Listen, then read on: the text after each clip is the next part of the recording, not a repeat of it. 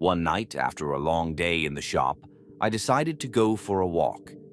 My property is pretty big, so just a single loop is usually enough to satisfy my craving. The air was cool, and Bosley trotted along beside me. Sometimes I think he likes me more than I like him. I've walked that loop hundreds of times. But as I was heading back toward the house, something caught my eye. I glanced up at the second-story window, the one that looks out from the bedroom Maria and I used to share. For a split second, I thought I saw something move. I stopped dead in my tracks, staring up at that window. There was no reason anyone should be in there. I hadn't been in that room in years, couldn't bring myself to. My blood started to boil at the thought of some stranger breaking into my house.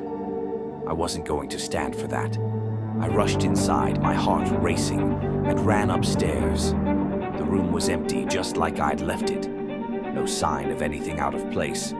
I looked everywhere imaginable, but found nothing. Yes, I was freaked out, but I was more angry than anything. I figured I had just seen something that wasn't there. I stood there for a while, feeling foolish, but I couldn't shake the feeling that something had been there. The next night, I woke up to Bosley growling. He's a good dog, never barks unless there's something to bark at. I sat up in my bed, listening. Then I heard creaking coming from upstairs. It could have just been the sounds of my old house, but my mind went directly to footsteps coming from right above me. I debated grabbing my hunting rifle from downstairs, but didn't want to go that far. If it came down to it, I was fully confident I could take whoever was up there hand to hand. I grabbed my flashlight and went to check. Again, nothing. The room was exactly the same, untouched. My anger was definitely starting to turn into anxiety at this point. Something didn't feel right in the house. The following night, I came downstairs to find the kitchen lights on. I know I turned them off before bed. I called the police and told them I thought someone might be sneaking around. They came out, searched the house from top to bottom, but found nothing. They were nice about it, told me to call again if I needed them, but I could tell they didn't believe me. Then came the worst night. I couldn't sleep, so I decided to go upstairs and check the bedroom again. I don't know why, maybe I thought it would settle my mind, but when I opened the door, I froze. There were clothes scattered all over the floor. Maria's clothes. I had packed them away after she died. Now they were everywhere. Something like this doesn't just happen randomly. And then I saw her.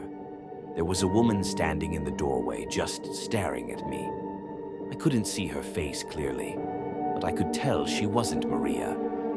She was too short. I didn't know who she was, but she didn't belong there. I had never been so afraid in my life. Without thinking, I ran at her. She turned and bolted down the stairs and out the front door.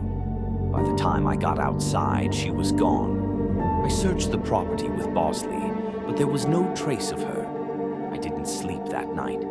For months after that, I was constantly on edge, convinced I heard footsteps upstairs. Every little noise set me off. I slept with my rifle next to my bed, terrified that I'd have to use it one night. Then, one night, I was sitting in the living room when I noticed a figure standing in the yard, looking straight at me through the window. It was her. My heart felt like it stopped.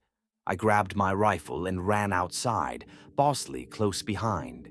She was still there, just a silhouette in the moonlight, watching me. I fired a few warning shots into the air, hoping to scare her off. She turned and ran into the darkness. I haven't seen her since, but I know it's only a matter of time. One night, after a long shift, I realized I had probably had one too many Red Bulls, and there was no way I'd be able to sleep. I was starving too. There's a McDonald's right off the highway about 10 minutes from my house. I pulled into the drive-thru, waiting in line, when I noticed a car parked in the lot. An old, beat-up Volkswagen with tinted windows. It was backed into the farthest corner of the lot.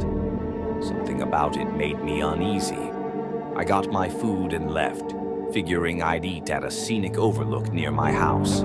It was late, but I used to go there all the time with friends. As I pulled into the empty parking lot, headlights followed. The Volkswagen. My unease grew. Had they followed me? I sat there for a minute, debating if I should just go home. Then I FaceTimed my buddy Sebastian.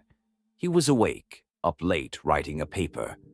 I told him to swing by.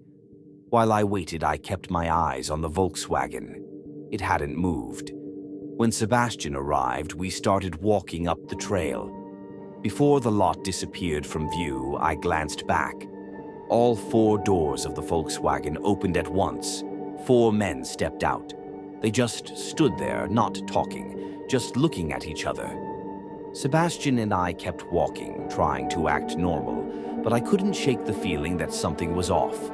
At the top, we sat on a rock wall, eating and talking. Then we heard footsteps, laughter. It wasn't friendly laughter. The 4 men were standing behind us. "Nice night, huh?" one of them said. His voice was wrong, too deep, too slow. They didn't belong here. Then I realized something. There were only 3 of them now. "Where's the 4th guy?" I whispered. Sebastian's face went pale.